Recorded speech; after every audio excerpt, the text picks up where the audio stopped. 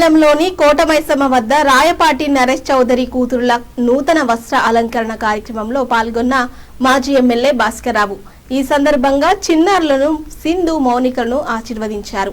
ఈ క్రమంలో సాకాపురం సర్పంచ్ చేకూరి సూర్యనారాయణ, రాయపాటి పేరయ్య, మల్లయ్య, ఊనం సత్యనారాయణ, గిరి తదితరులు పాల్గొన్నారు.